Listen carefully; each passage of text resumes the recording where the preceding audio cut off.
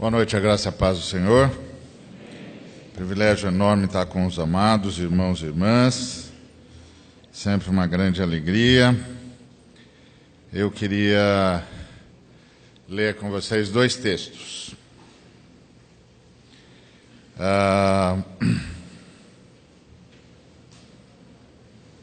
O primeiro é Lucas, capítulo 19. A partir do verso 1. Obrigado. Tem sem gelo, não? Queria sem gelo. Posso arrumar? Pode. Obrigado. Lucas 19, 1.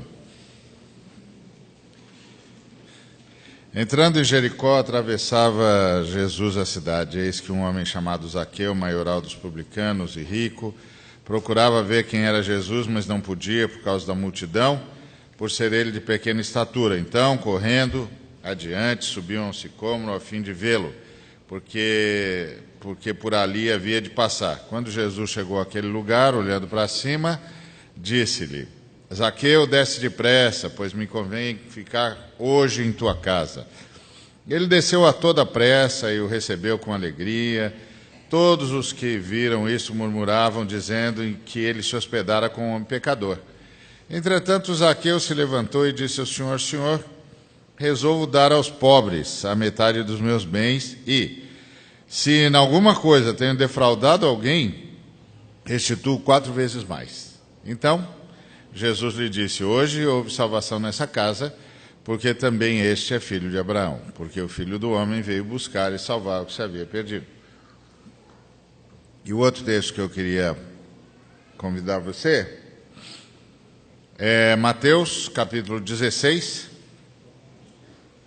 versículo 18.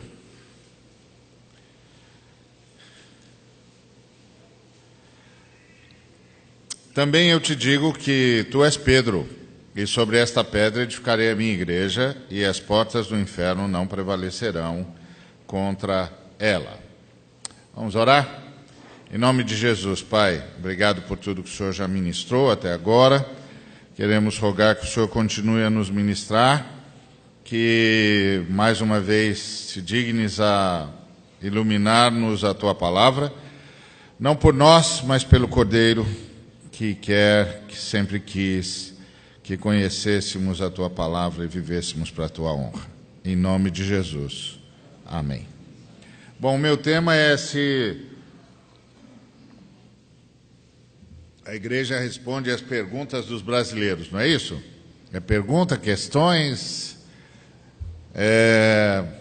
Eu li umas 10 vezes esse negócio, mas não guardei. Mas a ideia é essa: se a igreja, se eu, como é que é? Está aqui, ó. O cristianismo brasileiro responde às perguntas do povo brasileiro. Então, a minha resposta a essa pergunta, se o cristianismo brasileiro responde às perguntas do povo brasileiro, é sim e não, depende, talvez. Por quê? Porque se olhar de um determinado ponto de vista, responde. Responde. Porque o que é o povo brasileiro? O povo brasileiro é um povo que quer ficar rico.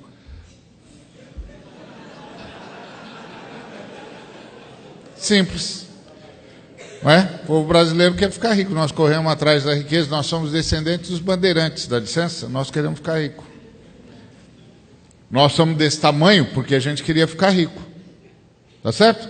Os bandeirantes saíram do Sudeste para ficar rico. Não é isso? Saiu todo mundo do Sudeste, os bandeirantes, as bandeiras, as emboabas, as entradas, e fomos entrando no território dos espanhóis, espantando os espanhóis, matando os índios, porque a gente queria ficar rico. Achar ouro, pedras preciosas, esmeraldas, essa é a nossa história, nós queremos ficar rico. Nosso povo quer ficar rico. Nós vivemos, obrigado, irmã. Nós vivemos assim, o tempo todo buscando riqueza. E por isso nós somos desse tamanho. Tem um lado positivo, né? Por que o Brasil é esse continente? Por causa dos bandeirantes. Por causa dos emboabas, por causa das bandeiras e das entradas. O nosso povo ia, e pronto. E os bandeirantes se prestavam a todo tipo de serviço. Por exemplo, se prestaram a destruir o Quilombo dos Palmares, se prestavam qualquer serviço. Vai ter dinheiro? Vai ter grana?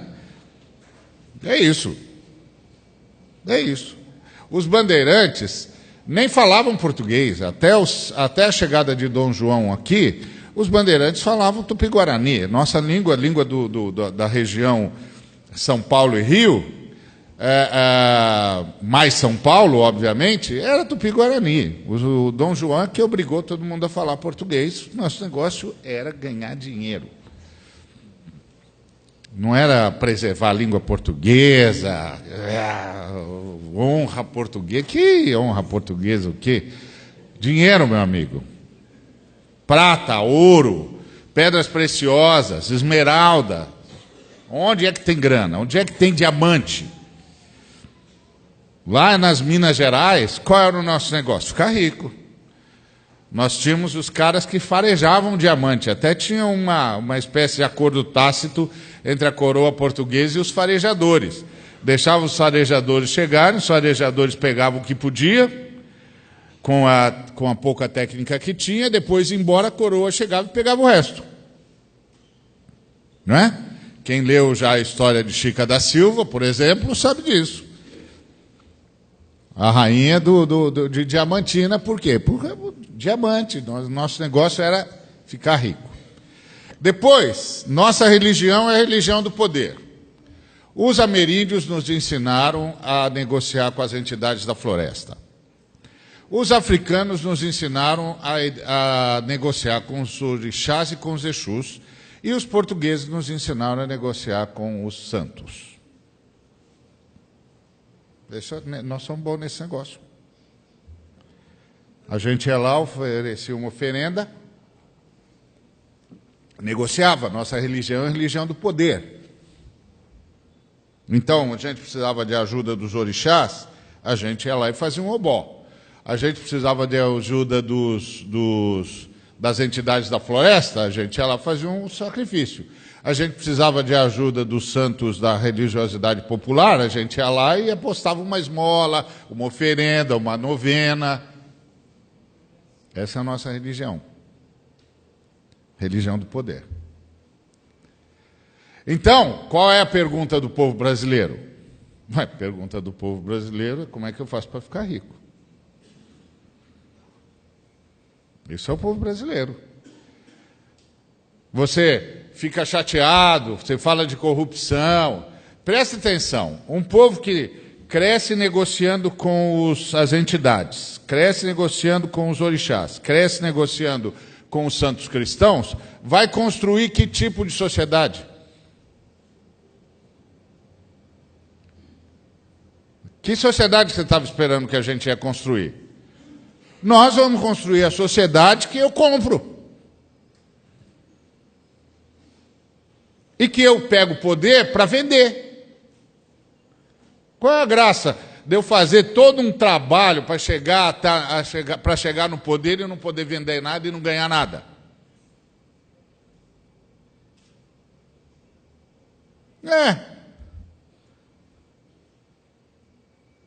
Um bocado de nós aqui ficaria escandalizado até um tempo atrás, escandalizado entre aspas, né? Porque o presidente da República, por exemplo, ganhava o quê? 11 mil reais. Quem é que acreditava que o presidente ganhava 11 mil reais? E como o salário do presidente da República é o salário maior, não pode ter servidor público com salário maior do que ele, então todo mundo ganha menos que 11 mil. Quem aqui acredita que todo mundo ganha menos que 11 mil? Por que nós não acreditamos? Porque na nossa lógica é o seguinte: o cara não vai chegar ao poder para ganhar 11 mil, tá certo?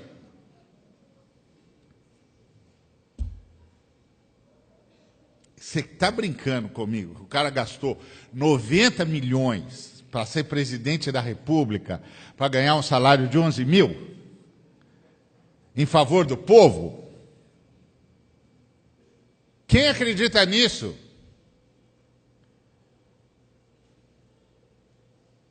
Mas nós achamos que a corrupção é um problema. E é mesmo. Mas você não está percebendo que nós criamos toda uma estrutura para a corrupção? Você sabe quantos artigos tem a nossa Constituição?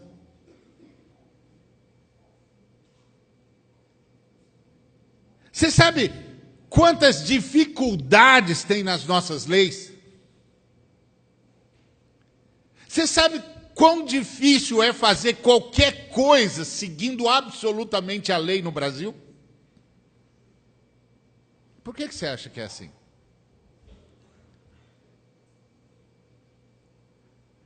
Você cai no conto, como eu caio no conto, que é o Zezinho que é corrupto. A estrutura é corrupta. O sistema foi feito para a corrupção. A nossa história é uma história de corrupção. A nossa história é uma história de negociação. A nossa história é uma história de troca. Eu pago, eu recebo.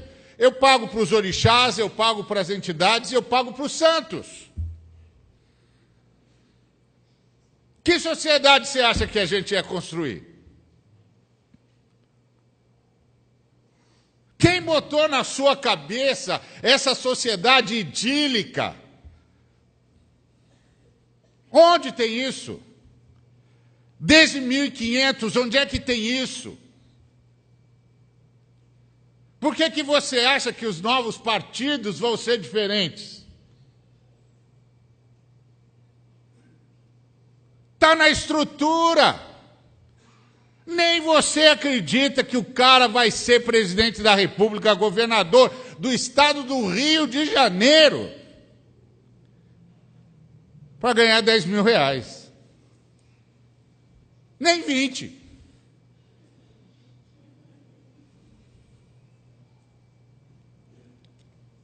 E por que eu não acredito? Porque se eu fosse governador, também não acreditava que ia ganhar só 20. Peraí. Quer dizer que eu dou uma assinatura que movimenta 4 bilhões de reais e eu ganho 20 mil?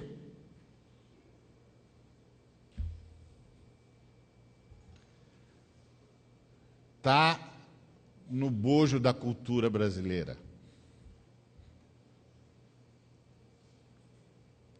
Então, nesse sentido, a igreja responde o anseio o cristianismo brasileiro responde às perguntas dos brasileiros? Responde, positivamente. Por quê? Porque nós temos uma igreja que, ao invés de converter Zaqueu, se converteu a Zaqueu.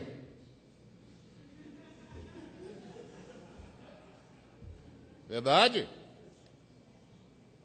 E não é só neopentecostal, não. Vai em qualquer igreja nesse país e vê como é que os ricos são tratados. Escolhe a denominação. Da mais tradicional, cheia de honra e circunstância, até a mais doida. Nós temos umas doidas por aí.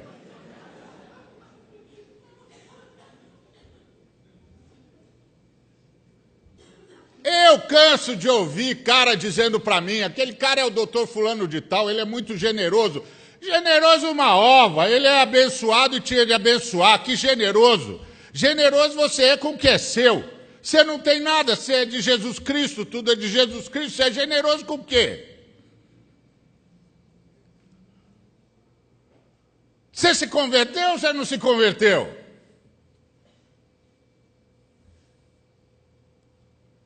Vai visitar qualquer igreja brasileira e pergunta quem são os donos da igreja.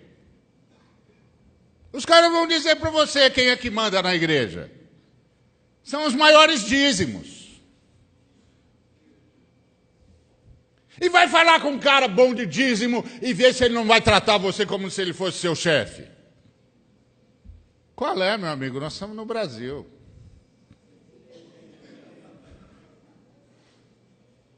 Do que é que você acha que nós estamos falando? A gente dá umas explosõezinhas de vez em quando contra a corrupção, mas chama o irmão abonado de seu senhor, de seu doutor. Dá para ele os melhores lugares. Ele tem voto mais poderoso na Assembleia do que qualquer um. Que nome você dá para isso?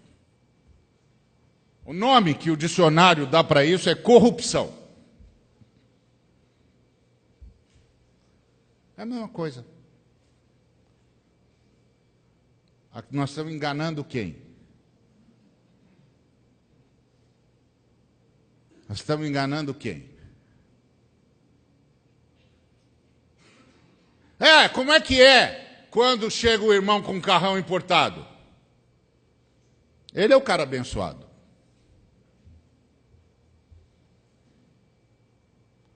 E quando chega o irmãozinho que veio de ônibus?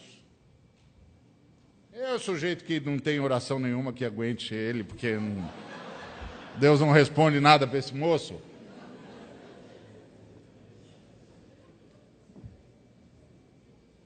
O nome disso é corrupção. Corrupção da fé, corrupção do cristianismo, corrupção da palavra de Deus, corrupção da mensagem de Jesus. O nome disso é corrupção. Nós vivemos dizendo que os mais abençoados são os que têm mais. E o nome disso é corrupção. Isso não é a igreja de Jesus. Isso não é a igreja do sujeito que nasceu numa manjedoura. Isso é corrupção. Isso não é a igreja do sujeito que entrou sentado num burrinho, num jumentinho. Isso é corrupção. Nós todos estamos corrompidos. Nossa fé está corrompida. Nossa pregação está corrompida. Nós cantamos a maioria das nossas músicas na primeira pessoa do singular, embora estejamos em dezenas, milhares de pessoas. O nome para isso é corrupção. É eu, para mim, o tempo todo. Faz uma relação. Se você acha que eu estou errado, faça uma relação. Nos próximos 3 meses, todo culto que você for, anote todas as músicas que você vai cantar em comunidade, na primeira pessoa do singular, desejando bênção para você, dizendo para mim, porque eu que faço, porque eu te louvo, porque eu te busco, porque eu. Corrupção. Corrupção da nossa fé. A nossa fé é uma fé comunitária. A oração da nossa fé é Pai Nosso. A oração da nossa fé é Pão Nosso. A oração da nossa fé é Perdão Nosso. A oração da nossa fé é Libertação Nossa. A oração da nossa fé é Súplica por todos os santos. A visão da nossa fé é Corpo. E nós cantamos tudo na primeira pessoa do singular. Nós fomos todos corrompidos. Então, nesse sentido, a igreja brasileira responde às perguntas dos brasileiros. Era isso que vocês queriam saber? Então, terminou, está respondida a pergunta. É só isso mesmo, não tem mais nada para falar. Deus tenha piedade de nós, espero que a gente participe do arrebatamento.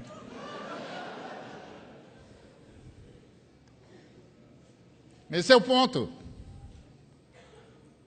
Porque a grande pergunta é, nós estamos enganando a quem? A quem? Nós estamos mentindo para quem? Para Jesus? É impossível mentir para Jesus. Então nós estamos mentindo para nós mesmos. Nós vivemos falando aqui, todo mundo vive pedindo bênção material. E todo mundo vive medindo a sua fé pela bênção material. E todo mundo vive medindo o que tem para saber se foi abençoado. Sabe qual é o nome que tem isso na Bíblia? Corrupção. Porque o Senhor é meu pastor e nada me faltará. Não é porque me dá tudo, mas porque tira de mim o que precisa ser tirado. Primeira coisa que ele tira de mim é a insaciabilidade. Ele me faz descansar em pastos verdejantes. Uma ovelha não descansa em pasto verdejante de jeito nenhum, a menos que passe por uma transformação. Porque a ovelha é um bichinho voraz, come que é uma coisa de louco. Come até arrancar a raiz do pasto. Não é só come a grama até arrancar a raiz da grama. Por isso que o pastor é nômade, porque tem de levar as ovelhas para outro rebanho, para outra pastagem, porque aquela pastagem lá já era, tem de replantar. Enquanto replanta aquela, ele vai atrás da outra.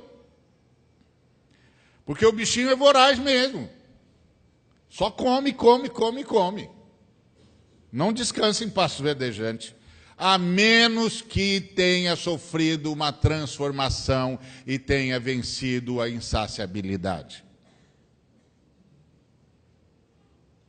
Tenha aprendido que ser nas Escrituras não é ter. Ser nas Escrituras é estar. Estar em Cristo. Quem está em Cristo é nova criatura. Quem está em Cristo é nova criatura. Não é quem é abençoado por coisas que Cristo dá. É quem está em Cristo é nova criatura. Ser nas Escrituras é estar, não é ter. Até porque nenhum de nós existe. Não é que a gente é uma ilusão de ótica. Não, também não chega a tudo isso. É que todos nós subsistimos. Quem existe é a Trindade. Só a Trindade pode dizer eu sou. No máximo, nós todos podemos dizer eu estou. E ainda bem que a gente é latino, porque nas línguas latinas dá para falar. Eu estou. Estou sustentado pela Trindade, você também. Eu não existo, você também não. Nós subsistimos. Porque eu não tenho como bancar a minha existência. Eu não tenho como bancar o próximo minuto. É verdade que eu já marquei a agenda para amanhã, para depois, para daqui a um ano. Mas é um exercício de esperança. Porque eu não tenho como saber se vou estar vivo daqui a um minuto, porque eu não banco a minha existência. Eu não banco. Então, tudo que eu digo é um exercício de esperança. Por isso que o Tiago disse, diga se Deus quiser. Não é diga se Deus... Só que não dá para dizer. O Tiago vai me perdoar, mas não dá para dizer. Porque você diz, se Deus quiser, o irmão diz, não, ele vai querer sim. Ele pensa que você está tirando o corpo fora. Ele pensa que você está tirando o corpo fora. Que você já está jogando tudo nas costas largas de Deus. Que você já está dizendo para ele assim, não, é que eu não vou, mas se Deus quiser eu vou. Então eu já estou dizendo, ele não vai querer, eu não vou ir. Não! O que Tiago disse é, diga, se a Trindade permitir que eu continue aqui até lá, no que depender de mim eu vou. É isso que o Tiago está dizendo. Porque eu subsisto na Trindade. Eu não sei se a Trindade vai me bancar até amanhã. Eu não sei quanto tempo a Trindade ainda vai me bancar. Porque a Trindade avisou a todos nós que nós somos pó e vamos voltar para o pó. E não disse quanto tempo nós íamos ter.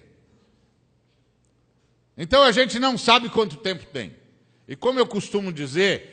Quem não sabe quanto tempo tem muito pouco tempo, então vê se vive bem. Porque a qualquer hora a Trindade pode dizer, ok, não vamos mais bancar você, tá? Você está vindo.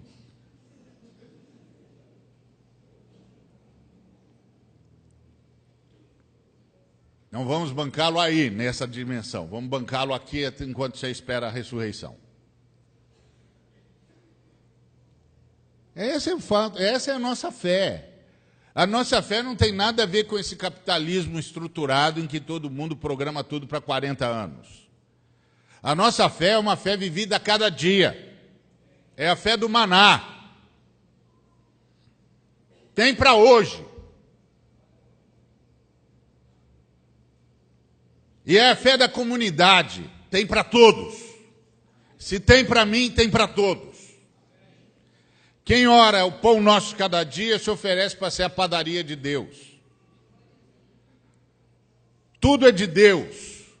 E tudo que é de Deus é para o povo de Deus. E é para o bem da humanidade. Eu não tenho nada. Tudo é nosso. Porque tudo é de Deus. E tudo de Deus é para o bem do seu povo e para o bem da humanidade. Mas nenhum de nós vive assim. Porque nós somos corrompidos. Nossa fé é capitalista, nós somos corrompidos. E não pensa que a fé socialista é a fé dos cristãos. A fé dos cristãos é a fé do jubileu. É outra história. Nós não vamos entrar aqui nesse mérito, porque eu não vou ficar falando de economia aqui, até porque eu não sou o cara próprio para falar disso. Mas nós não somos nem comunista, nem capitalista, nós somos do jubileu. Tudo para todos e todos trabalhando por todos. Isso é o jubileu. É outra realidade. É outra mensagem. Mas nós nem estudamos o jubileu. Se eu saísse perguntando por tudo quanto é igreja que eu vou, oi, pessoal, quem é que já estudou aí o jubileu? O que é o jubileu? Eu não ia fazer isso com os irmãos, não vou fazer isso com os irmãos. É um negócio feio, não quero fazer nenhum irmão passar vergonha.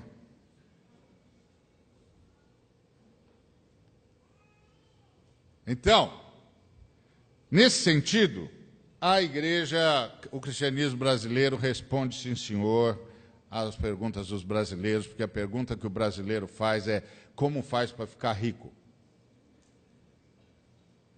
E nós respondemos, vem para a igreja, dá uma boa oferta, não falta em nenhum culto, dá oferta mais do seu que lá, leva a toalhinha, leva o martelinho, leva a rudinha santa, ou a rosinha ungida, ou então dá o dízimo corretinho, o Senhor abençoa os que são fiéis. Se você não der, Deus não vai te abençoar, você não vai ficar rico.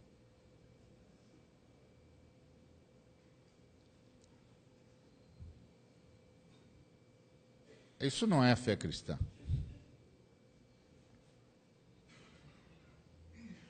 Isso não é fé cristã. A fé cristã é essa que o Zaqueu levou um choque. Entrou em contato com Jesus e disse, eu me arrependo. Eu vou repartir. Eu vou repartir, eu sei, eu tenho demais, eu já entendi. Eu vou repartir. E todo mundo que eu lesei, eu vou pagar 4 vezes mais. A fé cristã é essa. A fé cristã é a fé de Jesus dizendo para o Pedro, é sobre essa pedra que eu vou edificar a minha igreja e as portas do inferno não prevalecerão sobre ela. E qual é a pedra? A pedra é, tu és o Cristo, Filho do Deus vivo. A igreja é o grupo de pessoas que segue Jesus pelo que Jesus é e não pelo que Jesus pode.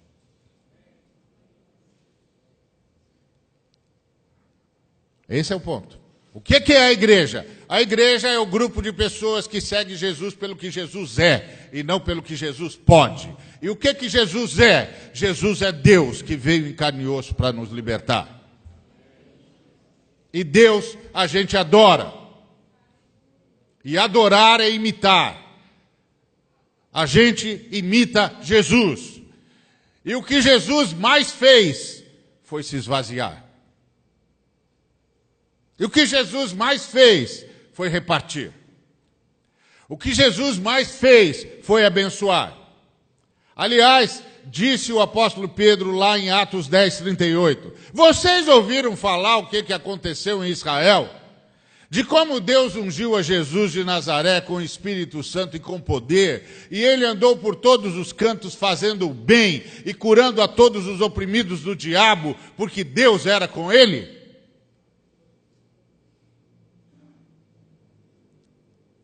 O povo de Deus, o povo de Jesus, é o povo que segue Jesus pelo que ele é. E ele é Deus, que veio em carne e osso para nos libertar. Então é o povo que o adora, porque Deus a gente adora. Se fosse líder, a gente seguia. Se fosse general, a gente obedecia. É Deus, a gente adora. E adorar é imitar, é querer ser igual, é buscar ser igual, é se deixar transformar à imagem dele.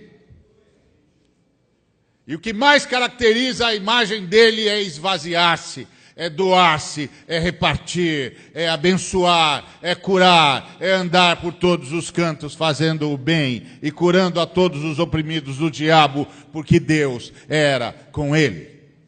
Essa é a fé cristã. A fé da construção de templos, etc., é a fé dos pagãos. Os pagãos precisam de templos porque o Deus deles vive à deriva no tempo, aí, na invernada. É uma coisa horrível aqueles deuses deles.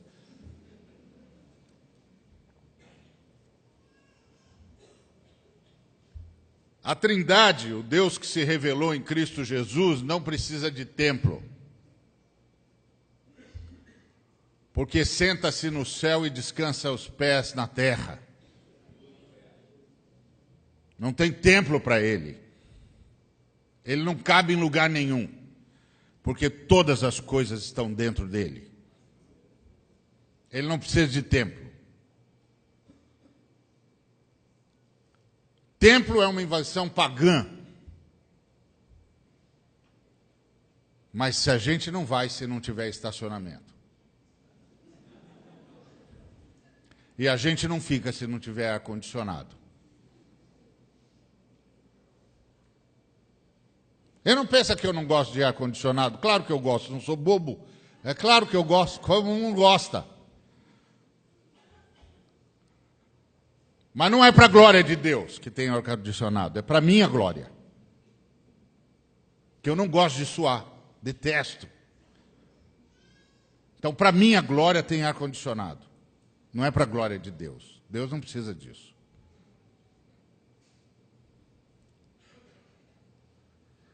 Está errado? Não. Só basta dar o nome às coisas como elas são. Não vem com essa história, nós estamos fazendo para a glória de Deus. Glória de Deus uma ova, xará. Glória de Deus uma ova. Deus nem precisa desse negócio, rapaz. Olha a grana que você está pondo nisso aí, enquanto tem gente morrendo de fome para tudo quanto é canto. Se toca, Zé. Você está fazendo isso porque você não quer tomar chuva enquanto canta. Tá bom, eu também não quero. Mas isso não é a fé cristã. A fé cristã é a fé da doação, é a fé do esvaziamento, é a fé da partilha. E isso não responde à pergunta dos brasileiros. Mas isso salvaria os brasileiros. Isso salvaria os brasileiros. Isso salvaria os brasileiros da corrupção. Isso salvaria os brasileiros do sobrepreço. Isso salvaria os brasileiros do custo Brasil. Isso salvaria os brasileiros de um país que é milionário, bilhardário, uma das 5 maiores economias do mundo e tem de conviver com gente morrendo de fome e com gente que não tem lugar no hospital. Isso salvaria o Brasil. Mas não vai salvar. Porque isso não está no cristianismo brasileiro. O que está no cristianismo brasileiro é a mesma coisa que está no INSS. O que está no cristianismo brasileiro é a mesma coisa que está entre os homens brasileiros que têm e que não têm ótimos planos de saúde. Porque aqui também é assim. Quem tem manda, quem não tem espera lá embaixo. Quem tem, marca com o pastor a hora que quiser. Quem não tem, certos pastores ele nunca vai ver. Nunca vai subir no gabinete dele.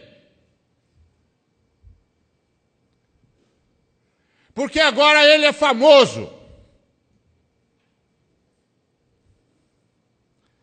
Agora você pode dizer assim, você está falando isso porque... Não, eu também sou famoso. Você pensa que eu não sou? Mais do que queria, mais do que deveria, mais do que poderia. E luto todo dia para ter um gabinete aberto para todo mundo, para nunca ninguém dizer, esse cara esqueceu quem ele era. E quem foi que tirou ele daquele inferno onde ele vivia.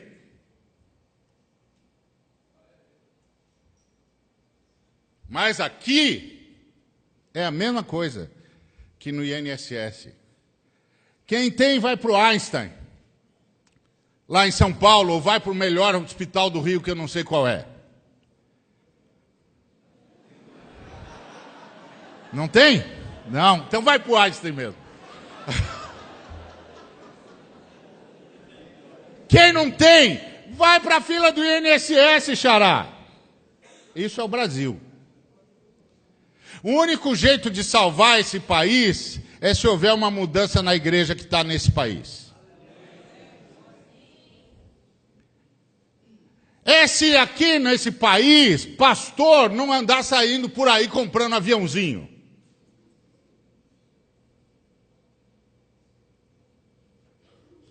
É o único jeito de salvar esse país.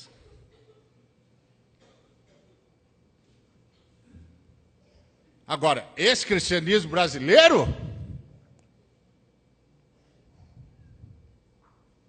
esse cristianismo das torres de marfim, das catedrais de mármore, dos pastores de jatinho particular, esse cristianismo é o Brasil, assumido e piorado.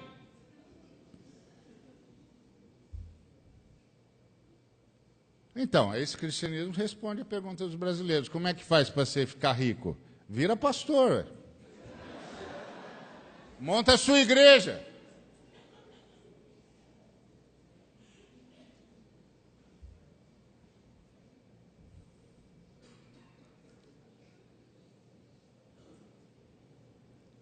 Vai lá e fica rico. Você vai parar de andar de corcelzinho.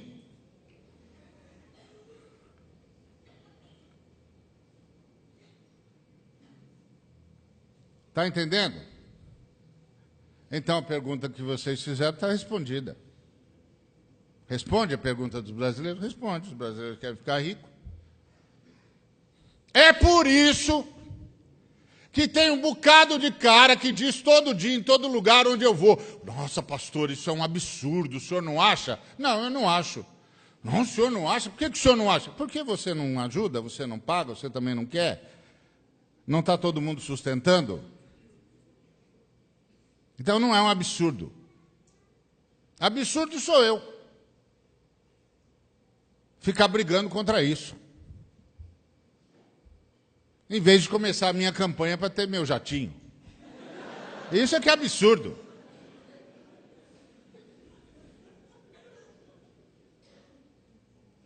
Entendeu? Porque todo mundo acha ótimo. É abençoado.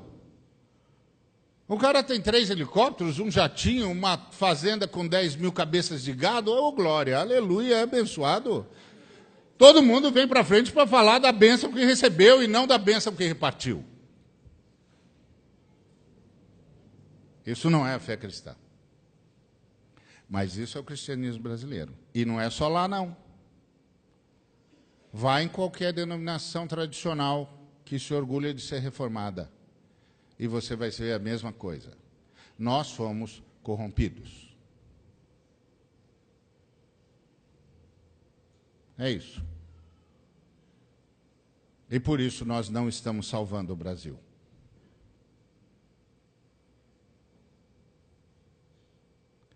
Nós não estamos levando o Brasil a adorar Jesus pelo que ele é. mas pelo que ele pode. E muitos de nós, aproveita a situação ruim do cara para falar para ele, vem para Jesus, nós vamos levar você na igreja, nós vamos orar por você, Deus vai mudar a sua sorte.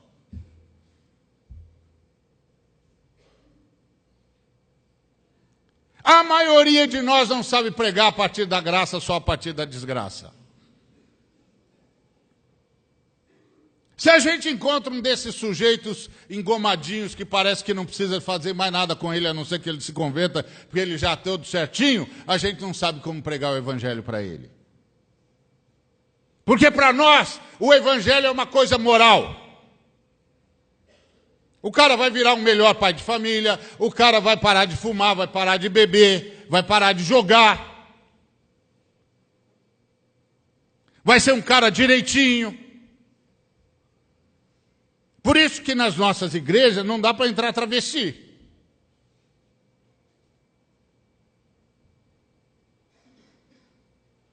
Meu Deus do céu, se a gente sai aí na rua, prega o evangelho, um danado de um travesti, entrega a vida para Jesus e vem com a indumentária dele para o primeiro culto da vida dele. É o primeiro e o último, meu filho. Você não respeita as famílias, não?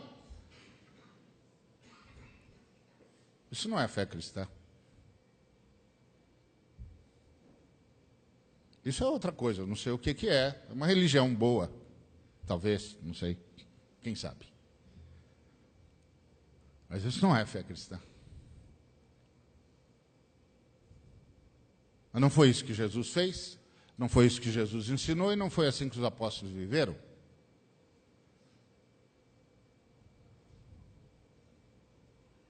Então nós aprendemos isso de quem? Nós nos convertemos a Zaqueu.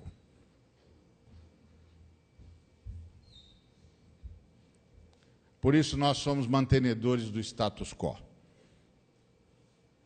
Por isso aqui o governador pode matar quem ele quiser, entrar no São José dos Campos como governador de São Paulo, botar 1.600 famílias na rua, destruir todas as casas deles, pode sair atirando para todo lado, pode forjar ação na favela que todo mundo sabe que ele não fez, não importa, ninguém vai fazer nada.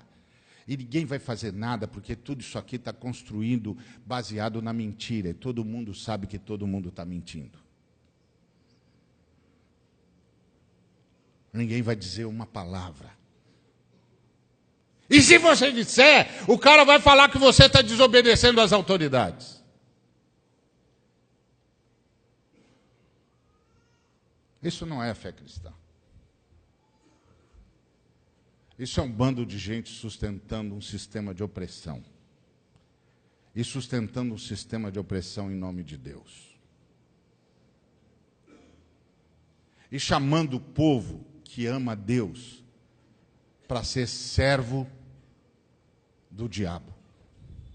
Para ficar calado diante da injustiça, para se contentar em ser gente boazinha e não gente transformada. A igreja brasileira é a igreja que o diabo gosta. Os pastores brasileiros são os pastores que o diabo gosta. Sonham em ficar ricos, sonham com títulos, não basta fazer teologia, vai fazer um montão de curso para parecer intelectual. Não estou dizendo que eu sou contra estudar, não, eu fiz filosofia. Mas essa é a verdade. Pastorado é tudo com problema de síndrome de sei lá o quê, autocomiseração, complexo de inferioridade. Vai fazer um montão de curso de mestre e de doutor para ser chamado de doutor e para parecer intelectual. Porque não acredita mais no que prega. Não acredita mais que o que nós temos é o que há de mais precioso jamais produzido em toda a história da humanidade. Esse é o ponto. E essa lógica dos títulos é a lógica da coroa, é a lógica dos povos colonizados. dos povos subalternos, dos povos que se deixam escravizar. Os pastores brasileiros escravizam suas ovelhas. Ao invés de ensinarem-as a pensarem com liberdade a partir das Escrituras, porque para a liberdade que Cristo nos libertou, ameaçam as ovelhas todos os dias. Se elas não fizerem assim, não pensarem assim, não andarem assim, não vestirem assado, isso é coisa do diabo. Isso não é a igreja cristã.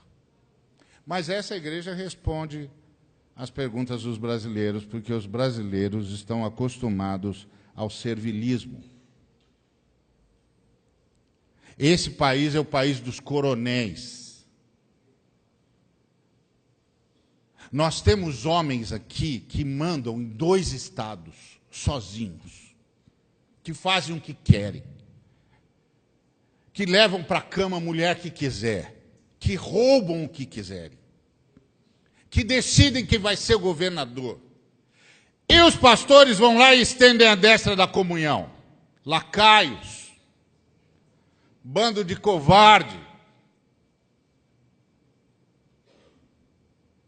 Isso não é a igreja de Cristo, mas responde aos anseios brasileiros. Porque o brasileiro está acostumado a isso.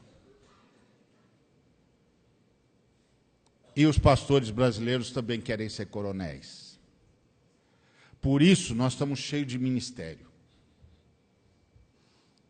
Cheio de nome atrás do ministério. Ministério fulano de tal, ministério cicrano de tal, ministério não sei o que lá, a igreja do fulano, blá, blá, blá, blá.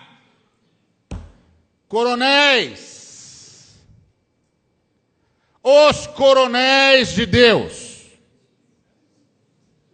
Sabe por quê? Porque isso é o que há de mais brasileiro.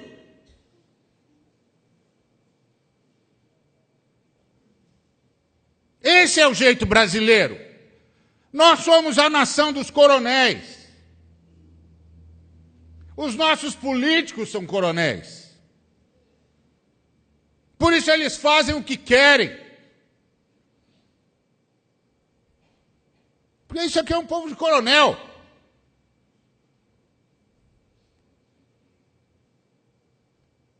Agora são os pastores também.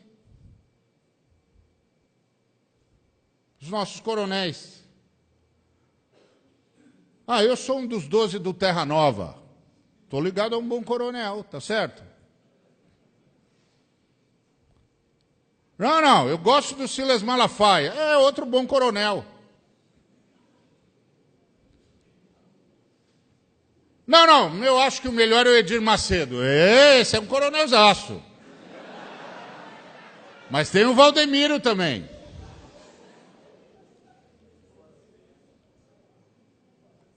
Todos nós somos coronéis.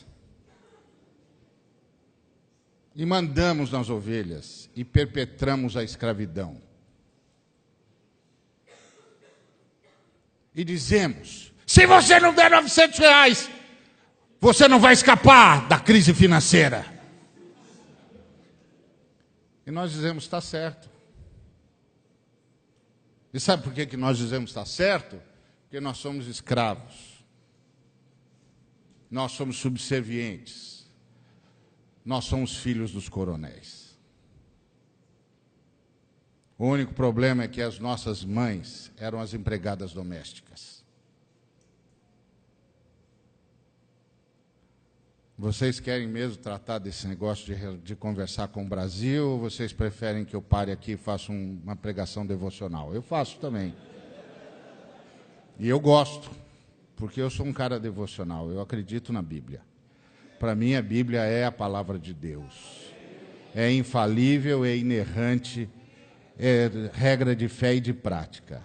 E eu faço devocional todos os dias. Eu amo a Bíblia. E eu amo orar. E eu amo tudo que está escrito na Bíblia. Eu amo Jesus Cristo como você. E faço devocional, sim, senhor. Então eu posso fazer. Eu gosto também.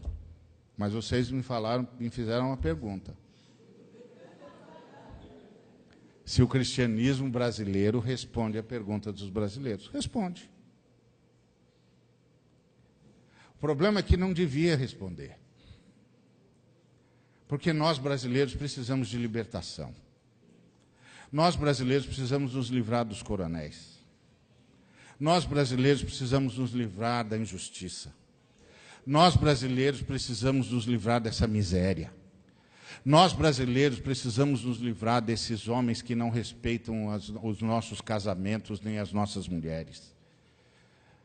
Nós, brasileiros, precisamos nos livrar da corrupção. Nós, brasileiros, precisamos nos livrar do custo Brasil. Nós, brasileiros, precisamos nos livrar de empresários fraudulentos e corruptores e de homens públicos corruptos e corruptíveis. Nós, brasileiros, precisamos parar de achar graça na miséria, de achar graça nos coronéis. Nós, brasileiros, precisamos parar de achar graça nos líderes nacionais que são verdadeiros coronéis, tão pecadores, tão pagãos, tão imundos quanto. E que acham, porque são presidentes das porcarias das denominações deles, porque Jesus Cristo morreu por denominação nenhuma, eles também podem fazer o que eles quiserem. Mas eles não podem, porque isso aqui é a fé em Jesus Cristo. Jesus Cristo é Deus. Deus a gente adora. E Deus disse que não era para fazer assim. Eles não podem. Não, mas ele é irmão. Irmão é uma ova. Se ele é irmão, se ele não é irmão, esse departamento de Deus. Meu departamento é como ele está fazendo.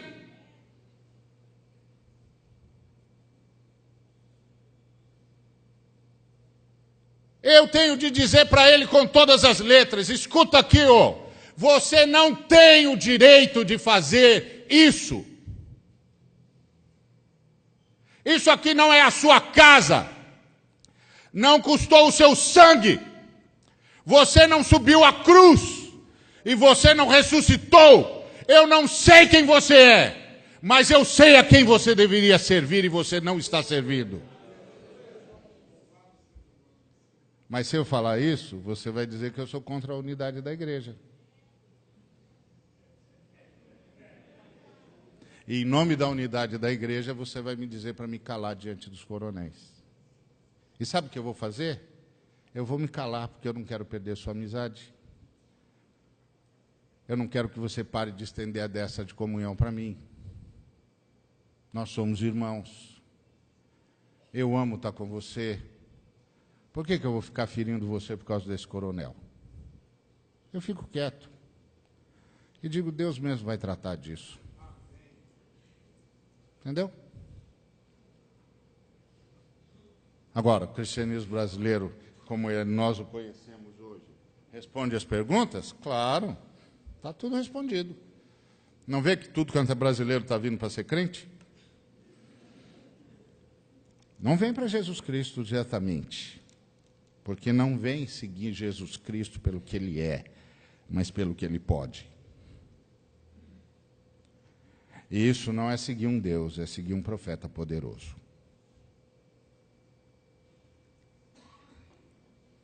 Tem uma cena nas Escrituras que é muito triste.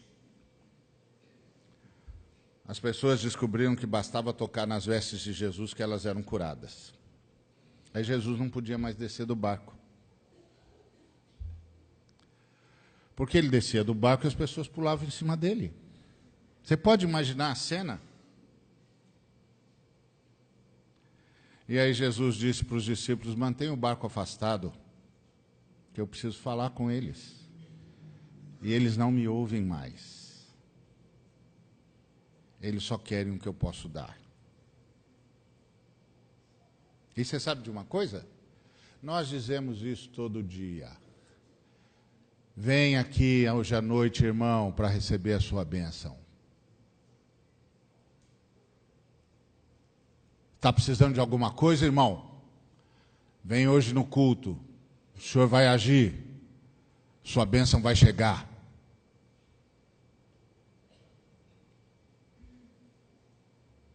Vem tocar em Jesus, irmão.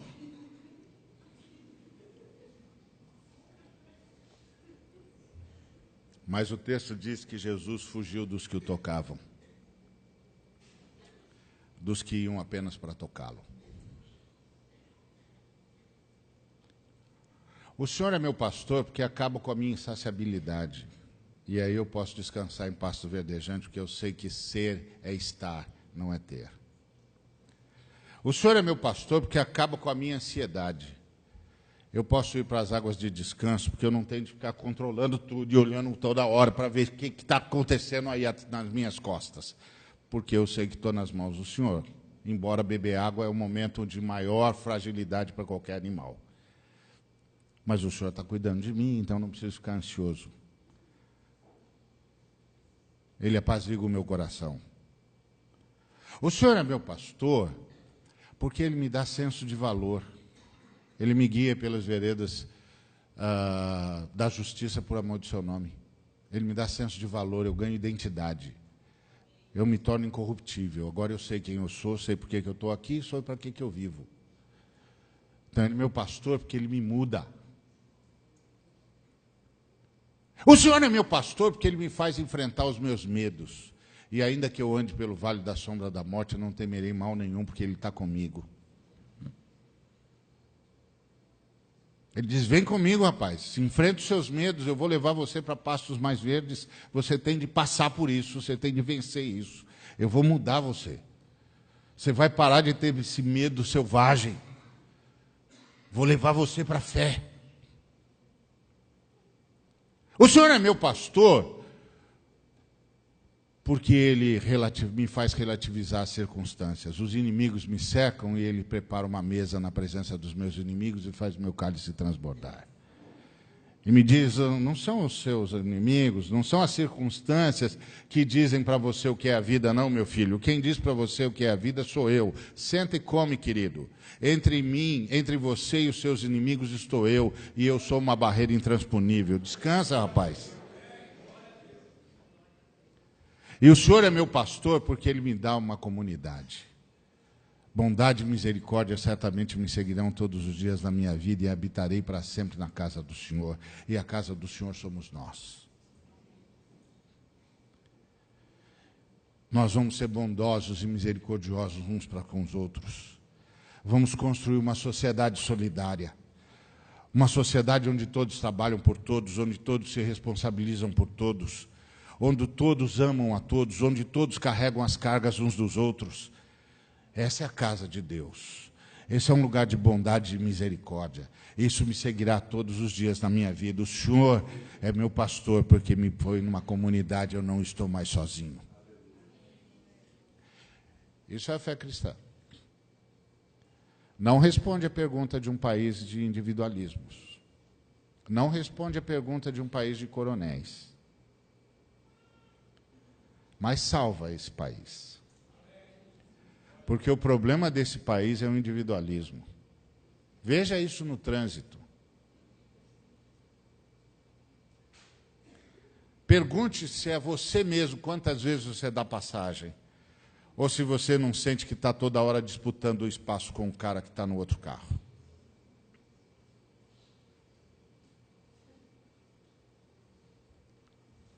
Esse país precisa ser salvo, irmãos. Esse país precisa ser salvo. E nós não estamos fazendo isso. Nós estamos sacralizando a perdição desse país. Nós estamos sacralizando o mau jeitinho brasileiro. Porque tem o bom jeitinho brasileiro, que é o jeitinho da criatividade. Mas tem o mal. E nós estamos sacralizando o mau jeitinho. Nós não vamos a lugar nenhum assim não, irmãos. Nós vamos encher a igreja de gente. Mas é a igreja construção, não é a igreja de Cristo. Mas nós vamos encher de gente. Quem é que não quer ficar rico com as bênçãos de Deus? Quem é que não quer ser coronel com as bênçãos de Deus? Quem é que não quer continuar explorando as pessoas com as bênçãos de Deus? Quem é que não quer sustentar a injustiça com as bênçãos de Deus? Quem é que não quer ser coronel e vir à igreja e sentar no púlpito porque é um coronel? Quem é que não quer comprar cargo de presbítero com dinheiro? Em nome de Deus. Quem é que não quer ser o cara que o pastor tem medo de desagradar porque o dízimo dele é alto? Em nome de Deus. Todo mundo quer, ué. Eu também quero. O único cara que não quer é Jesus. Mas Jesus, ora, Jesus. Contanto que ele deixa a gente tocar nas vestes dele, né? O resto não importa. Essa igreja está afugentando Jesus para dentro do barco, para o meio do mar, para a gente não conseguir chegar onde ele está.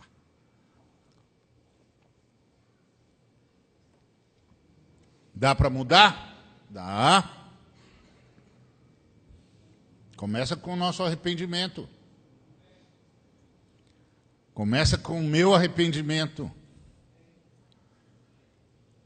Com o arrependimento de todos nós. Começa com a partilha. Com abrir mão do que tem. Com repartir. Começa assim. E você pode perguntar, você está aí falando? Eu faço isso, sim, senhor. Senão eu não subi aqui para falar.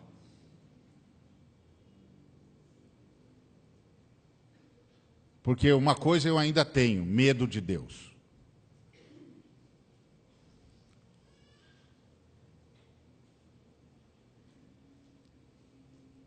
Esse é o ponto. Se nós não formos por esse caminho, nós não vamos salvar a fé cristã nesse país. Se nós formos pelo caminho da acumulação, nós não vamos salvar a fé cristã nesse país. Não vai ter nada aqui. Vai ter esse bando de pavão aí, com um terno de R$5.000, desfilando na frente da presidente da República. Isso não é igreja, isso aí não é nada. Isso aí é uma porcaria. E é a pior das porcarias. Porque isso aí tem como Deus o Eike Batista. E não o homem da manjedoura. Então, o cristianismo brasileiro responde a pergunta dos brasileiros, sim. Porque as perguntas dos brasileiros é uma só. Como é que faz para ficar rico? A gente deu uma sugestão legal e ainda com a bênção de Deus, então está tudo certo. Mas essa igreja não salva o Brasil. A igreja que salva o Brasil é a igreja que faz o Zaqueu não conseguir ficar de pé. Que faz o Zaqueu sentir que está em pecado.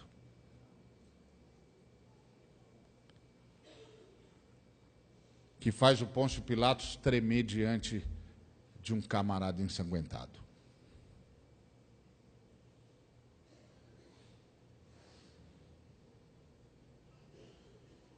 Essa igreja, sim, vai salvar o Brasil. Mas essa igreja aí, cheia de benesse, elegendo vereador, deputado para ter teto para a igreja, terreno para não sei o quê, isso é o que o Brasil sempre foi, clientelista. O Brasil sempre foi isso. Mudou o quê?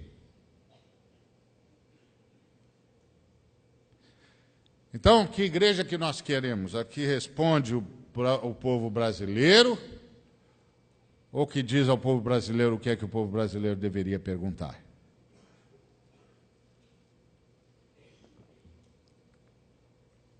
E que salva o povo brasileiro. Salva dessa opressão maligna, dessa miséria emocional, cultural, que sacraliza a riqueza e despreza os pobres.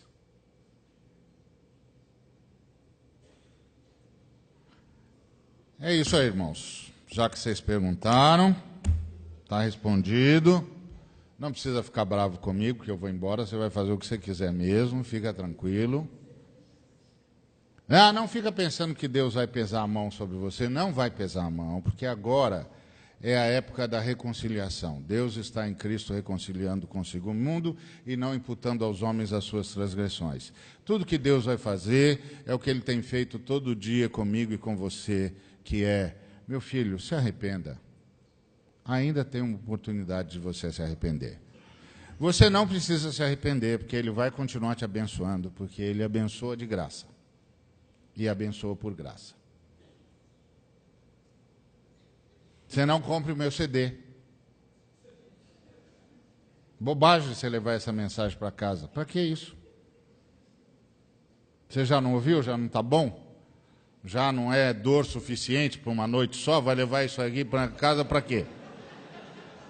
Não leva nada, rapaz. Deixa isso aí. Tem outros irmãos bons aí que esses aí vale a pena comprar. Não me compra, não. O que eu estou falando não significa nada. Porque isso não vai mudar nada.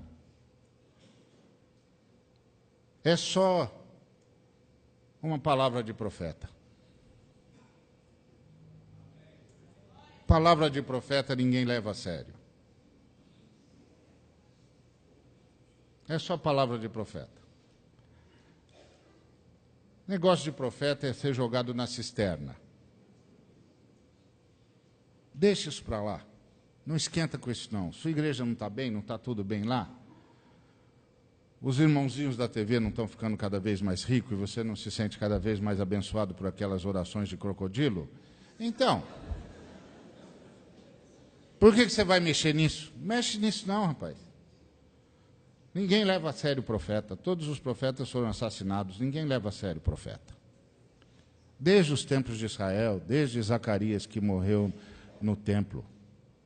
Ninguém leva a sério esse negócio. Você não precisa levar também, não.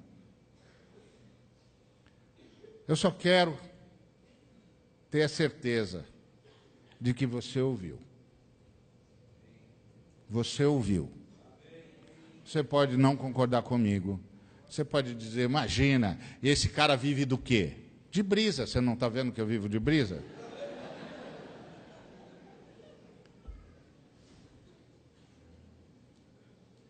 Esquece.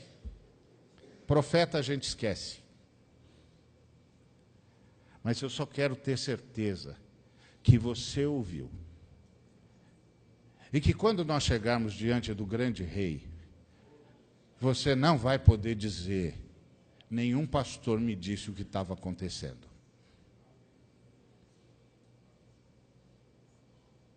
É só isso que eu quero ter certeza. Só. Porque é isso que está acontecendo no Brasil.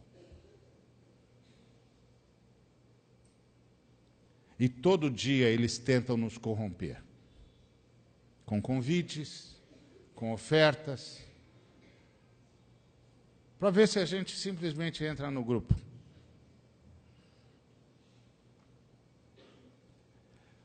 Nós precisamos salvar esse país, irmãos. E eu vou dizer uma coisa para você. Só Jesus Cristo pode salvar esse país. E só pode fazer isso através do povo dele. Só nós temos em nós poder suficiente para escapar dessas garras malignas que aprisionam essa nação.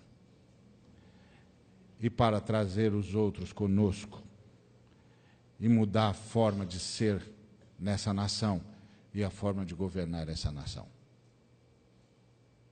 Que Deus nos abençoe.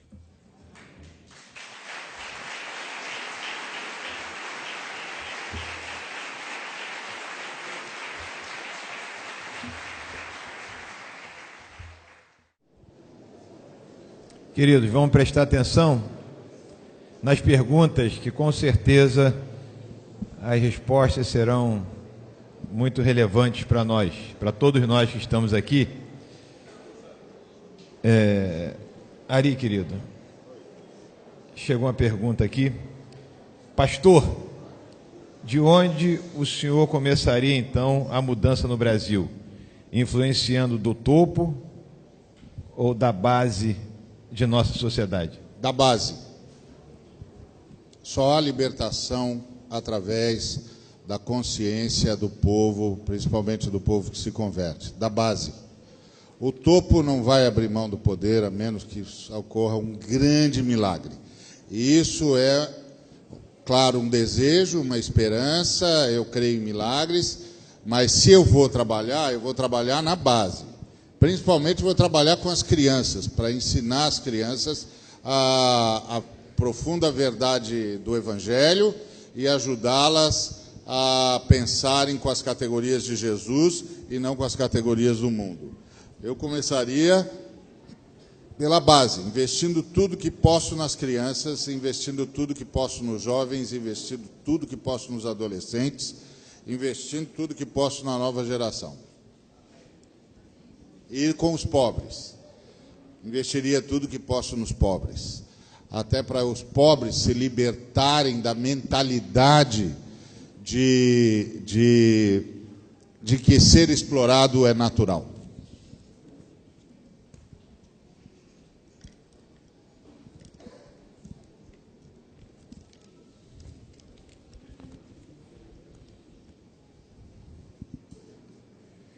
Aqui tem uma pergunta, Ari. Não. Ao invés de responder as perguntas, qual a pergunta a igreja deveria fazer ao povo brasileiro?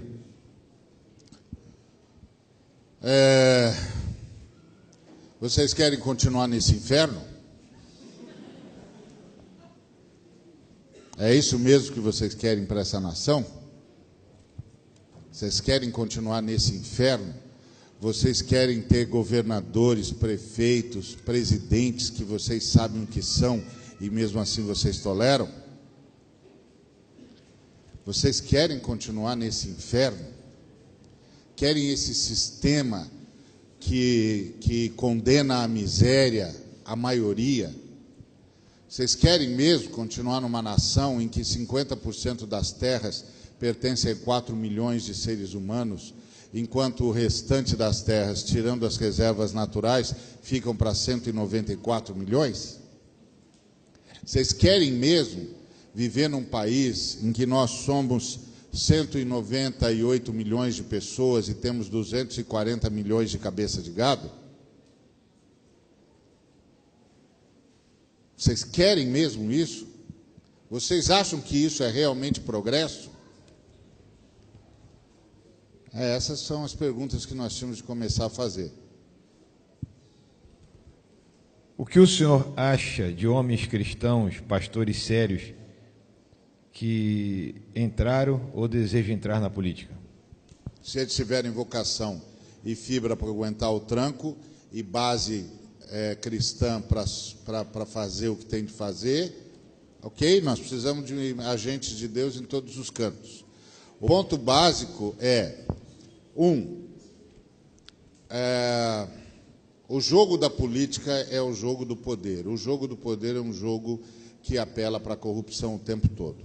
Então, quando você, como cristão, entra num ambiente, você entra num ambiente para ser a pedra de tropeço na vida de todo mundo. Você é o cara que não vai negociar, você é o cara que não vai abrir espaço, você é o cara que vai exigir justiça, você é o cara que vai...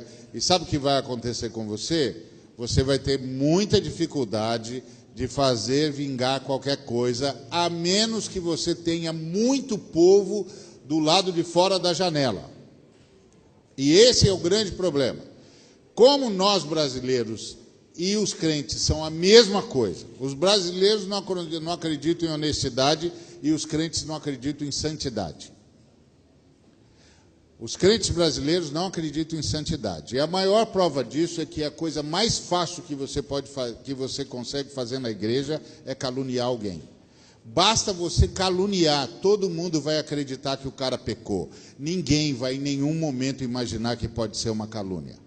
Porque todo crente brasileiro está esperando que o cara peque. Está esperando que o cara caia em pecados morais e em todo tipo de pecado.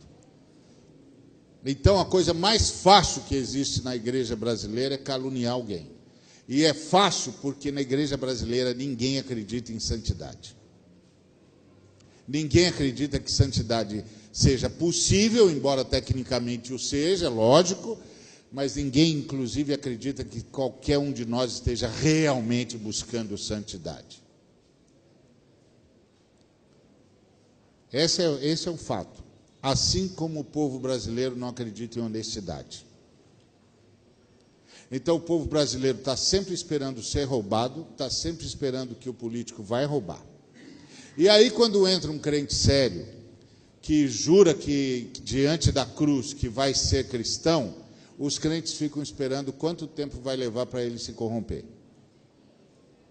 E ao invés de irem e darem apoio para ele, serem aquele grupo de seres humanos do lado de fora da janela, que é a única coisa que os políticos temem, que a única coisa que os políticos temem é quando você chega com uma causa de justiça e os caras começam a desdenhar de você, e aí você diz assim, ó, antes de desdenhar de mim, é melhor você dar uma chegada na janela.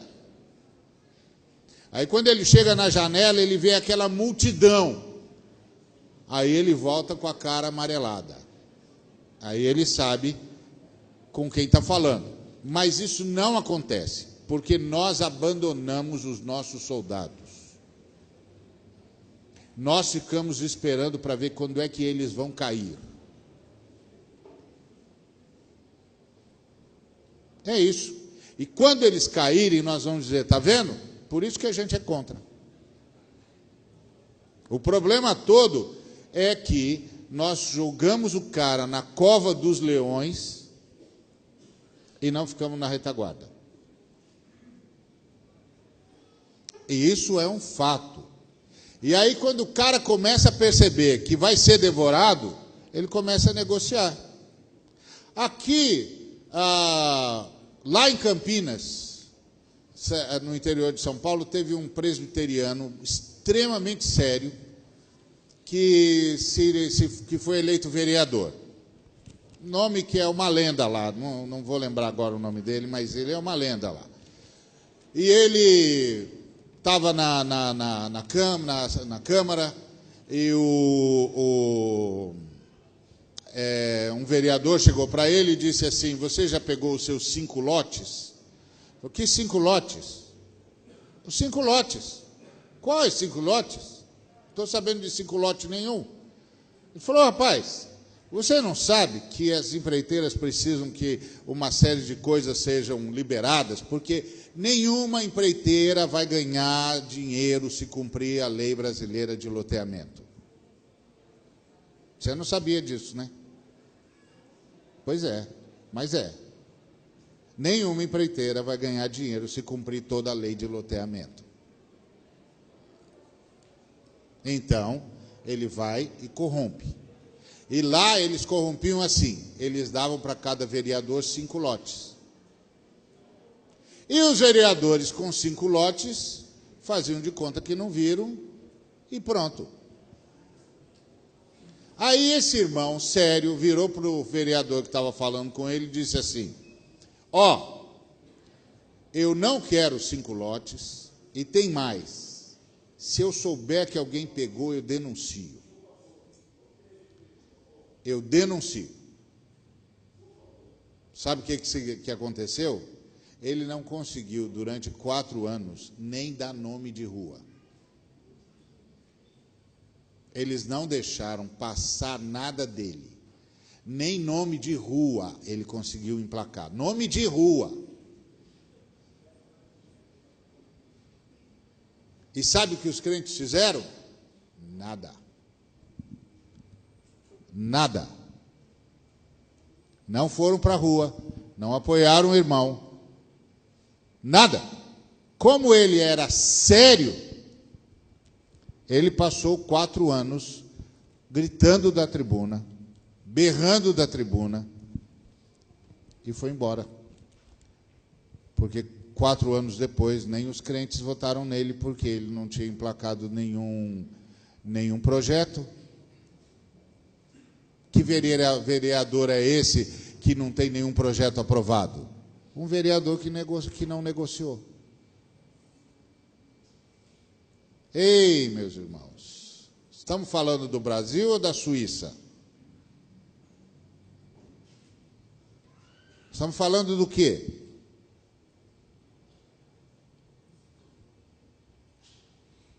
É assim que acontece. Então, olhando do ponto de vista eminentemente técnico, claro, todo irmão sério tinha de ir lá para diante e para lá. O problema todo é que nós temos de deixar claro para o irmão que ele vai sozinho. Nós não vamos mexer uma palha. E nós vamos ficar olhando de longe para ver quando é que ele vai se corromper. E quando ele se corromper, nós vamos dizer, corrupto, sabia que ia dar nisso. Porque nós somos brasileiros, e a relação do brasileiro com o Estado é uma relação clientelista e paternalista, porque o Brasil se tornou Estado antes de se tornar nação. Dom João veio para cá, transformou a gente em Reino Unido, Portugal, Algarves e Brasil, a gente não tinha nem consciência de nação, já era Estado. Nós não participamos de nada. Quando ele foi embora e deixou o reino para o príncipe regente, para o filho dele, de herança, chegou lá em Portugal, começaram a dizer para ele, não vai dar, não dá, vamos trazer o Brasil de volta para a colônia. Aí mandou avisar que ia voltar para a colônia. O filho dele disse, não, peraí, você me deu uma herança, você me deu um presente, você não vai tirar meu presente. Aí juntou com a elite e disse, independência ou morte. E o Brasil dormiu reino, acordou império. Mas nós, povo, não fizemos nada, nem sabíamos o que estava acontecendo. Depois, a gente tinha até um bando de republicanos muito sérios, gente que queria ver valores da Revolução Francesa, da Revolução Americana, etc, etc, etc. Mas aí, a princesa Isabel fez a Lei Áurea, aquela Lei Áurea que foi a pior lei que já foi feita para libertar qualquer escravo em qualquer país. Mas os latifundiários escravocratas, que aliás até hoje são latifundiários e até hoje são escravocratas, mudaram de lado. Dormiram monarquistas e acordaram republicanos. Sem os valores republicanos, sem os ideais republicanos, sem Revolução Francesa, sem Revolução Americana. Chamaram o melhor amigo entre os generais que o Dom Pedro tinha, que era o Marechal Deodoro, e fizeram uma república. Que não brigou com o Marechal, com o imperador que nós amamos tanto, mas não fez nenhuma universidade no Brasil. Tá certo? Todo mundo ama o Dom Pedro II, mas Dom Pedro II não criou uma universidade no Brasil. Mas é um senhor simpático, culto, que inclusive os americanos queriam que fosse presidente dos Estados Unidos. A gente tem o maior orgulho quando um cara lá de fora diz que um brasileiro é legal. Coisa de colonizado. E aí nós sustentamos a família imperial até hoje. Nós devemos ser a única república do mundo que sustenta a família imperial. Aí, o que o povo teve a ver com a república? Nada. Nada. Aí, depois do despotismo do Floriano Peixoto, entrou a política café com leite entre os mineiros e os paulistas. E o que o povo tinha a ver com isso? Nada. Até que o Getúlio Vargas, se aproveitando da briga pessoal entre o Dantas e o João Pessoa, em que o João Pessoa expôs a amante do Dantas em praça pública, as fotos, e o Dantas, obviamente, fez o que brasileiro sabe fazer, que é lavar a honra com sangue. O Getúlio Vargas se aproveitou e fez o Estado Novo. O que nós temos a ver com isso? Nada. Nós não participamos disso. A gente ficou contente com o segundo Getúlio Vargas, porque ele começou a fazer o meia-culpa e trouxe a visão nacional-socialista do fascismo italiano e implantou aqui, e nós temos até hoje. CLT, sindicalismo, etc. Tá bom, é melhor do que o que a gente tinha antes. O que nós fizemos em relação a isso? Nada. Nós não participamos da nossa história. Nós só viemos a participar da nossa história no Direta Já. É tempo, hein, meu amigo? É 500 anos sofrendo a história. Que relação você acha que o povo brasileiro tem com o Estado, com o governo? Paternalista e clientelista. Por isso que o cara sobe no poder e faz o que quer, ele é o governador, ele pode. É o presidente, ele pode. É o prefeito, ele pode. Onde foi que nós aprendemos isso? Com Dom João, que era um paternalista, esperto que dói. Por que você acha que o nosso povo se relaciona com o pastor do mesmo jeito? Eles tratam a gente como se a gente fosse pai de santo, e a gente gosta. Porque pai de santo pode fazer qualquer coisa. Por que você acha que nós ficamos vendendo Badulac e o nosso povo compra? Porque isso está atávico, está no nosso jeito de ser brasileiro. Nós acreditamos em mágica.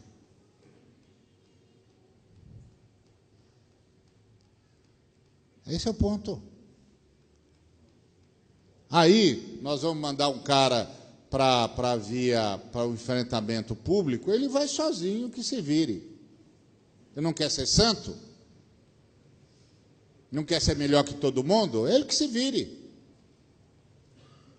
Vai sozinho. Se ele tiver fibra, se ele souber que vai passar 4 anos sem conseguir dar nome para a rua, e que depois de 4 anos nós não vamos votar nele, porque é uma porcaria de um político que não conseguiu emplacar nenhum projeto de lei. Mas ele ficar gritando da tribuna já vai fazer um grande trabalho. Até que um dia a gente acorde. E a gente descubra o que é que está acontecendo. Mas enquanto a gente não descobrir, nós vamos precisar de mártires. Se ele estiver disposto a ser mártir, um menino lá em Campinas ia se candidatar a vereador, me chamou. Aí ia criar um grupo de apoio, Eu cheguei lá, aí ele falou que ele tinha chance de ser vereador, que ele queria ser diferente, cada um dos caras disseram que podiam ajudar e tal. Aí eu falei assim, bom, eu sou pastor. Você sabe o que pastor faz, né? Ele falou o quê? Prepara a gente para o martírio. Sim, porque eu sou do pastores das antigas. E pastores das antigas preparam pessoas para o martírio. Então eu vim aqui preparar você para o martírio. Você está pronto para isso? Não, pastor, mas como é isso? Bom, você está pronto ou não? Se você não está pronto, meu filho, eu não posso te ajudar em nada. Porque você tem de ir para o martírio, se você quiser fazer diferença. Você quer fazer diferença? Quero. Então você vai para o martírio. Você está entendendo? Eu não quero reclamação depois. Não quero chorumela. Não quero meu nome em boca de Matildes. Eu quero que você saiba que eu te avisei. Você vai para o martírio. Você está entendendo? Não, pastor, estou entendendo. Então, eu vou ver se você está entendendo. Então, acho que sim. Está pronto para o martírio? Estou. Então vá, filho, vá. Que esse mundo só muda com mártires.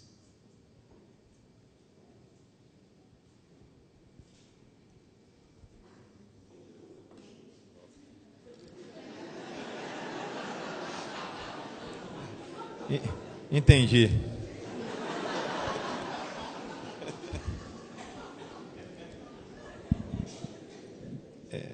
Pastor, será que um evangelho genuíno esvaziaria as igrejas?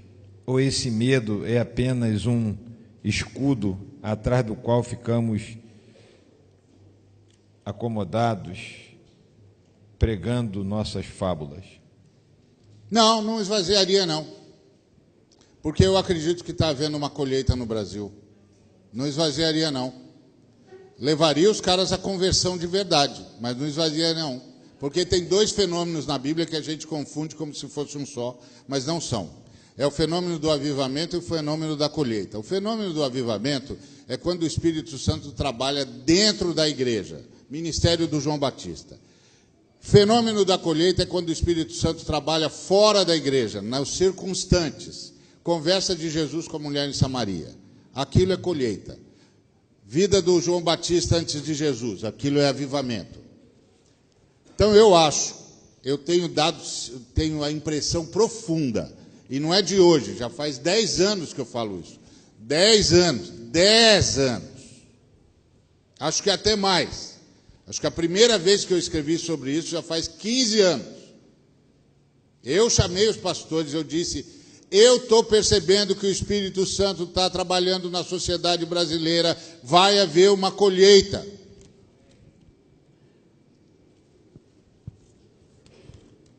Porque os brasileiros estão começando a perguntar sobre o verdadeiro significado da fé. E é assim que o Espírito Santo começa, fazendo o cara questionar o que ele está vivendo.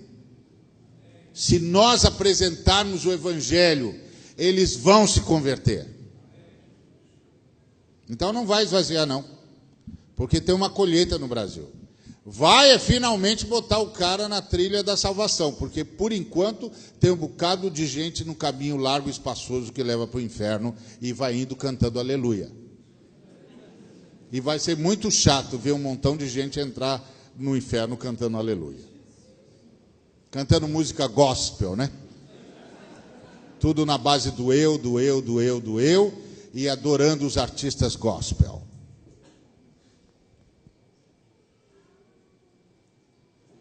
Que é isso aí, irmãos. É exatamente isso aí. Então, mas se a gente começar a pregar mesmo o Evangelho, um montão de gente vai se converter. Está havendo uma colheita no Brasil. Um montão de gente, Inclusive, tem gente se convertendo fora da instituição evangélica e perguntando, pelo amor de Deus, onde é que eu descubro quem é que realmente fala sobre Jesus? Porque o Espírito Santo vai fazendo a obra dele. Então, não tenho nenhum medo de pregar o Evangelho, não. Aliás, o Evangelho é a palavra da libertação. Essa pergunta aqui, pastor, é uma pergunta que muitos fazem essa pergunta.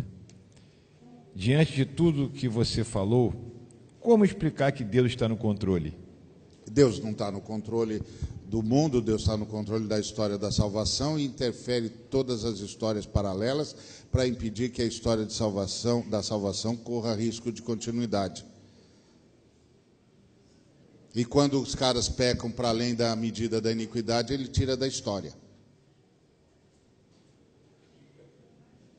Está escrito isso na Bíblia. Ele falou para Abraão, seu povo vai ser escravo durante 400 anos. Por que 400 e não 350 e não 250?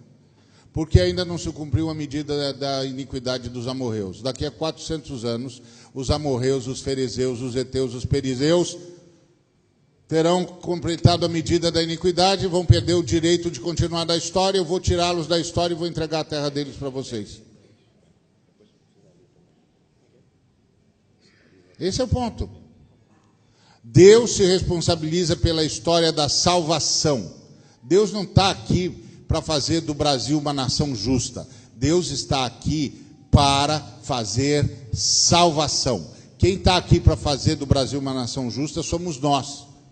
para que haja mais brasileiros no caminho da salvação, porque senão um bocado de brasileiro vai morrer antes da hora. Cuidado com esse determinismo, porque esse determinismo é que está fazendo da igreja brasileira essa porcaria.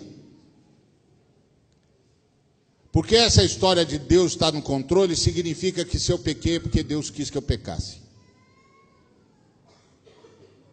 E se eu pequei porque quis. Deus nunca determinou que eu pecasse. É meu problema. Eu fiz. Minha culpa, minha máxima culpa.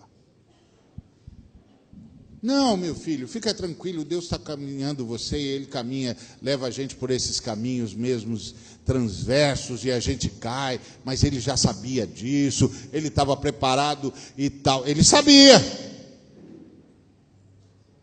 mas não queria, e não mandou eu fazer.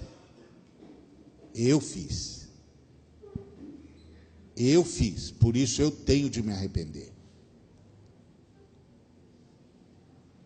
E a oração não é Pai nosso que estás nos céus, santificado seja o teu nome, porque aqui na terra se faz a tua vontade.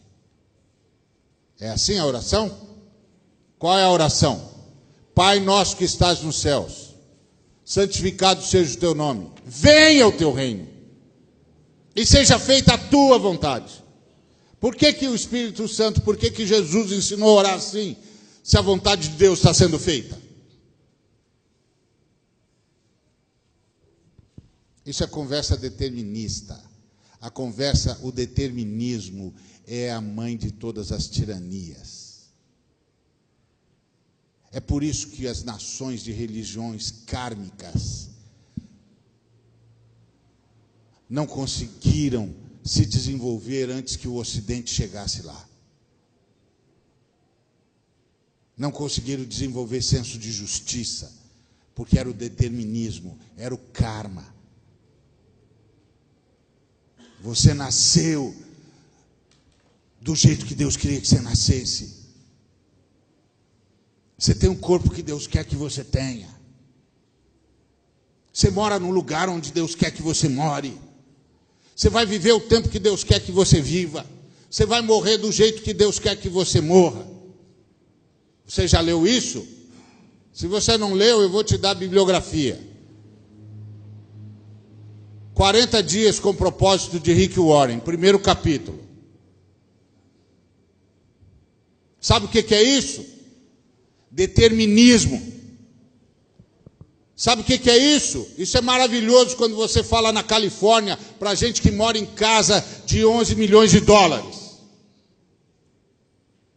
Eu quero ver falar isso em Santo Amaro da Purificação, onde as multinacionais contaminaram a água com metais pesados e as crianças nasceram com as vísceras de fora. Eu quero que o cara vá lá e diga: o seu filho tem as vísceras de fora, porque Deus quis assim.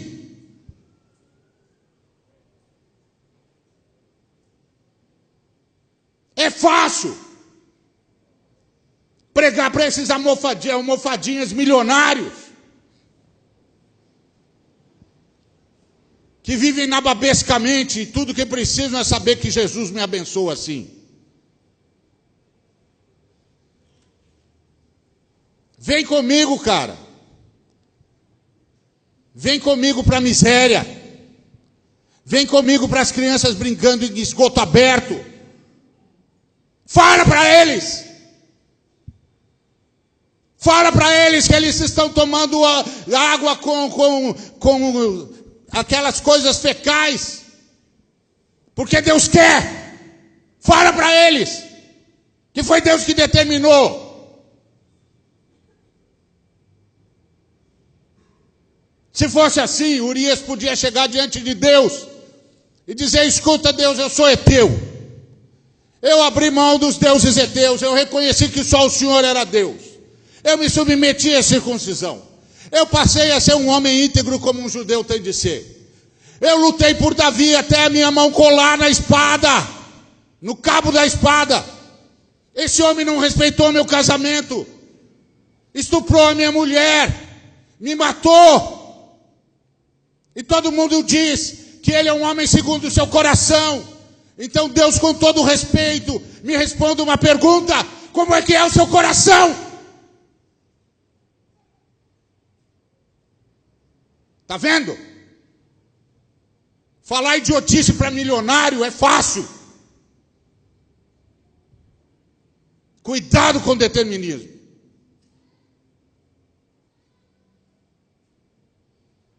Um dia desse estava falando com um pastor determinista. Ele estava chateado com o Ricardo Gondim, porque o Ricardo Gondim ficou ensinando que Deus não sabe o futuro, porque Deus só pode saber o que determina, e Deus não determinou o futuro, então Deus não pode saber, porque o futuro ainda não existe. Aí ele virou para mim e disse: é verdade, Deus só sabe porque determinou. E eu virei para ele e disse: olha, finalmente encontrei um cara que concorda com o Ricardo. Ele falou: não concorda. Concorda sim. Vocês dois são os dois lados da mesma moeda. Ele diz que Deus não determinou, por isso não sabe o futuro. E você diz que Deus determinou, por isso sabe o futuro. Nenhum de vocês entende de eternidade. Deus sabe tudo porque está fora do tempo. Eternidade não é um tipo de tempo. Eternidade é a ausência do tempo. Você não leu Agostinho? Está vendo? É para isso que está indo a igreja. Os liberais acabando com a Bíblia e os ultracalvinistas acabando com a fé. E eu sou calvinista, por isso que eu falo.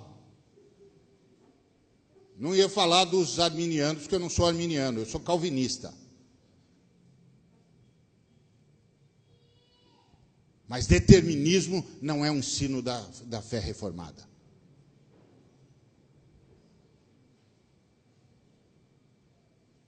Esse é o ponto. Deus interfere na história todas as vezes que tem de interferir. A Bíblia diz que se você tomar a ceia indignamente, você morre antes do tempo. A Bíblia diz que quem vive da espada morre pela espada, que os perversos viverão metade dos seus dias, que os que temem o Senhor vivem mais tempo, que quem honra o pai e a mãe prolonga os dias na terra. Que determinismo que tem aqui?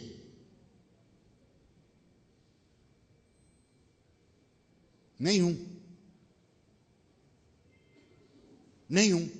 Isso é conversa de gente que não quer se responsabilizar pelos seus atos. Então, me desculpa, mas eu nem tenho mais paciência. Eu nem tenho mais paciência de ver essa gente destruindo a igreja e transformando Deus no pai do pecado. E tirando do povo de Deus o senso de responsabilidade com a sua fé e de convocação à santidade. Então, isso aí é determinismo. Determinismo é coisa do Islão e das religiões kármicas. Nós somos cristãos. Se não avisaram a gente, então estou avisando. Nós somos cristãos. Nós seremos julgados. E só gente moralmente responsável pode ser julgada. E gente moralmente responsável é gente que decide. Agora, há determinações na Bíblia? Há. Tudo que tem a ver com a história da salvação está decidido. Mas isso é diferente de determinismo. Isso quer dizer que Deus vai interferir quantas vezes tiver de interferir. Todas as coisas. E disse Deus: façamos o homem à nossa imagem e semelhança. E tudo foi feito de tal maneira que a soberania de Deus cumpriu o seu propósito sem aviltar o arbítrio humano. Esse é o mistério do Deus que se esvazia.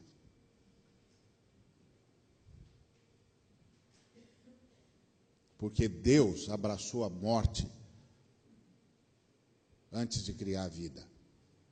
Porque a Bíblia diz que o sangue do Cordeiro é conhecido com efeito desde antes da fundação do mundo. 1 de Pedro, capítulo 1, do versículo 18 ao versículo 20.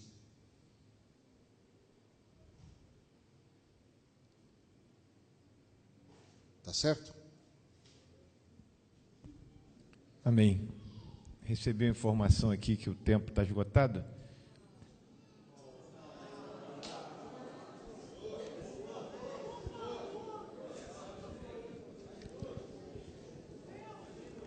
Tem uma pergunta aqui,